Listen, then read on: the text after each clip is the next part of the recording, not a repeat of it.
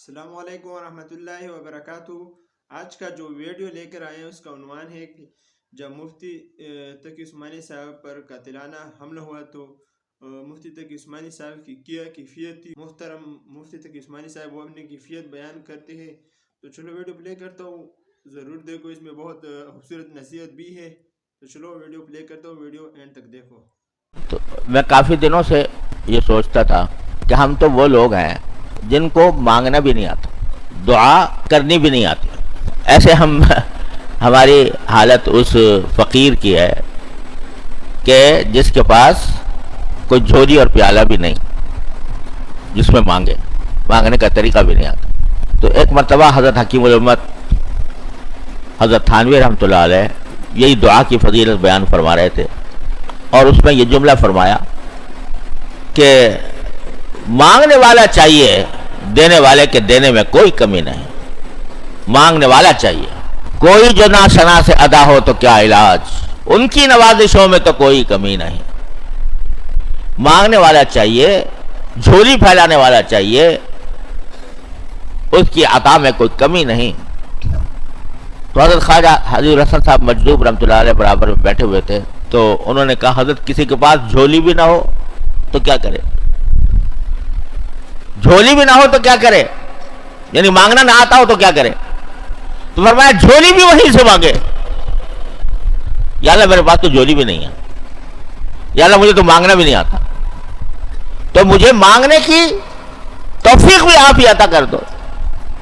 میرے پاس مانگنے کے الفاظ نہیں، الفاظ بھی آپ ہی عطا فرما دو۔ میں کیا کیا مانگنا چاہیے اس سے بھی ناواقف ہوں، اتنا میں نادان ہوں، اتنا ناواقف ہوں کہ میرے بھلائی کی کیا چیز ہے وہ مجھے نہیں آتی، اس کو مانگنا نہیں آتا، تو اللہ وہ بھی مجھے سکھا دیجئے، وہیں سے مانگو۔ اور یہ سنت ہے نبی کریم سرور دو عالم صلی اللہ علیہ وسلم کی۔ کیا فرمایا؟ اللہم انی اسألک خیر المسئلہ وخیر الدعاء وخیر الاجابہ۔ اے اللہ میں آپ سے اچھی دعا مانگنے کی توفیق چاہتا ہوں، اچھی دعا مانگنے کی۔ اب حضور سے زیادہ اچھی دعا کون مانگے گا؟ لیکن فرمایا اللہم انی اسألک خیر المسئلہ، میں آپ سے اچھی باتیں مانگنے، سوال کرنے کی توفیق چاہتا ہوں، وخیر الدعاء، اور اچھی دعا کرنے کی توفیق چاہتا ہوں، وخیر الاجابہ، اور دعا کی اچھی قبولیت آپ سے مانگتا ہوں۔ تو جس کو دعا کرنی نہیں آتی وہ بھی اللہ میاں سے مانگے، یا اللہ مجھے تو دعا کرنی آتی نہیں، تو آپ ہی فرما دیجیے۔ ہمارے حضرت والا حضرت عارفی قدس اللہ تعالیٰ سرہ فرمانے لگے کہ ایک مرتبہ میں بیت اللہ شریف کے بالکل قریب بیٹھا ہوا تھا۔ اس زمانے میں بیت اللہ شریف جو ہے وہ اتنا رش نہیں ہوتا تھا۔ ہم نے بھی ایسے وقت گزارے ہیں کہ ہر چکر میں حجر اسود کا بوسہ مل جایا کرتا تھا، 25-30 آدمی بس طواف کر رہے ہیں، اور اس میں تو حتیم میں اکیلا بیٹھا ہے آدمی میزاب رحمت کے نیچے۔ تو حضرت بھی کسی صورت میں تھے کہ جو خاص طور پر مقبولیت کی جگہ ہوتی ہیں ان میں سے کہیں، مجھے یاد نہیں رہا کس جگہ، وہاں تشریف فرماتے اور ہاتھ اٹھائے۔ اب حضرت کہتے ہیں کہ میں نے ہاتھ تو اٹھا لیا، دعا سمجھ میں نہیں آ رہی، کیا کروں؟ جتنی دعائیں جب مجلس ختم ہوتی تھی حضرت والا کی، تو آخر میں حضرت دعا کیا کرتے تھے، 10-15 منٹ کی دعا ہوتی تھی، اور ساری کہ بھائی اب کے اثر جب میری مجلس ہوئی تھی اس میں کیا دعا کی تھی یہ بھی یاد نہیں آ رہا، اب کیا کروں یہ بھی یاد نہیں آ رہا، کچھ ادعیہ معصورہ یاد کرنے کی کوشش کر رہا ہوں وہ بھی یاد نہیں آ رہا، جو حاجتیں اپنی یاد کرنے کی کوشش کر رہا ہوں وہ بھی یاد نہیں آ رہی، ہاتھ پھیلے ہوئے۔ تو اتنا مجھے وہ ہوا کہ یا اللہ آپ نے ایسی اجابت و مقبولیت کی جگہ آپ نے مجھے بلایا اور اس کی توفیق عطا فرمائی، ہاتھ بھی میں نے اٹھا لیے، اور میں اتنا کہ دعائی کو سمجھ میں نہیں آ رہی کیا کروں کیا نہ کروں۔ تو فرماتے ہیں کہ کچھ ایسا محسوس ہوا جیسے کہا جا رہا ہو کہ تو کیا مانگے گا، تو کیا مانگے گا؟ یہ تُونے جو ہاتھ اپنے پھیلائے ہوئے ہیں ہمارے سامنے، یہ ہاتھ جو ہیں یہ ساری حاجتوں کے نمائندے ہیں، یہ ساری حاجتوں کے نمائندے ہیں. تو زبان سے کیا مانگے، تجھے مانگنا بھی آئے کہ نہ آئے، لیکن تیرے ہاتھ ہماری طرف پھیلے ہوئے ہیں تو یہ ہاتھ ہی ساری حاجتوں کے نمائندے ہیں. ساری کائنات ان ہاتھوں کے نیچے ہے، کیونکہ یہ ہاتھ ہماری طرف تو نے اٹھائے ہوئے ہیں. تو بعض اوقات بے زبانی کی بھی ایک زبان ہوتی ہے، بے زبانی کی بھی ایک زبان ہوتی ہے کہ زبان سے تو آدمی کچھ نہیں کہہ رہا، لیکن اس کی جو مجموعی حالت ہے، اس کا جو سراپا ہے، وہ خود بذات خود دعا کی نمائندگی کر رہا ہوتا ہے. ایسے مواقع پر بعض اوقات آدمی کی سٹی گم ہو جاتی ہے، وہ کچھ کہہ نہیں سکتا، لیکن یہ بے زبانی بذات خود ایک زبان ہے. اللہ تبارک و تعالیٰ کی بارگاہ میں خود ایک زبان ہے. جب کسی ایسی صورتحال سے دو چار ہو تو اللہ تعالیٰ اللہ تبارک و تعالیٰ ہماری ان کہی باتوں کو بھی سن لیتے ہیں. ان کہی باتیں جو زبان سے کہیں بھی نہیں، وہ بھی سن لیتے ہیں. من نبود مو تقاضا ہم نبود، من نبود مو تقاضا ہم نبود، لطف او نا گفتہ امامی شنو.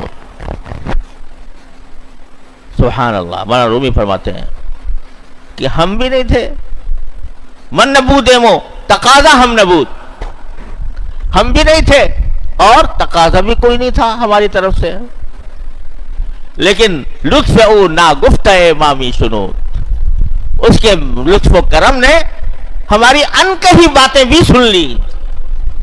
ان کہی باتیں، لطف او نا گفتہ امامی شنو. انسان کے اوپر ایسی حالتیں طاری ہوتی ہیں.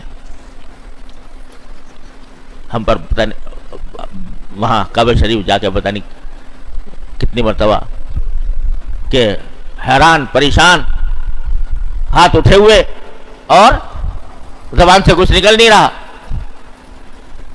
ہاتھ ہی اٹھا رکھے ہیں بس، کیونکہ وہاں جا کر اس کے جو برستے ہوئے انوار ہیں ان میں آدمی جا کر اپنی سیاکاری، اپنی ناکارگی، اس کا جب احساس کرتا ہے تو کچھ متحیر ہو جاتا ہے، پریشان ہو جاتا ہے، الفاظ زبان سے نکلتے بھی نہیں. وہ حالت بھی میرے مالک کو بہت پسند ہے. بے زبانی کی زبان بھی اللہ تعالیٰ کو بہت پسند، اور یہ بھی اللہ تبارک و تعالیٰ کی طرف سے ہوتا ہے. اب میں آپ سے کیا عرض کروں، یہ بھی جو حادثہ بھی میرے ساتھ پیش آیا تھا، یہ مجھ پر جو قاتلانہ حملہ ہوا، گولیاں چل رہی تھیں، تو میری اہلیہ تو وہ پڑھنے لگیں، ان کو یاد آ گیا وَجَعَلْنَا مِن بَيْنِ أَيْدِيهِمْ سَدًّا وَمِن خَلْفِهِمْ سَدًّا فَأَغْشَيْنَاهُمْ فَهُمْ لَا يُبْصِرُونَ. تو لیکن میں آپ سے سچ کہتا ہوں کہ سوچتا رہا کیا دعا پڑھنی چاہیے تھا موقع پر، کیا مانگنا چاہیے. بالکل ذہن سپاٹ ہو گیا. الحمدللہ عام حالات میں کچھ نہ کچھ توفیق ہوتی رہتی ہے دعا کرنے کی، دل ہی دل میں. اس وقت ذہن ہی سپاٹ ہو گیا، کوئی گھبراہٹ بھی نہیں، کوئی پریشانی بھی نہیں، کوئی یعنی ایک غیر معمولی فضا بھی نہیں، لیکن ذہن سپاٹ. کیا پڑھنا چاہیے، کیا مانگنا چاہیے، کچھ نہیں، سپاٹ ذہن. تو لیکن وہ لطف او ما نا گفتہ امام شنو، ما نبود مو تقاضا ما نبود، لطف او نا گفتہ امام شنو.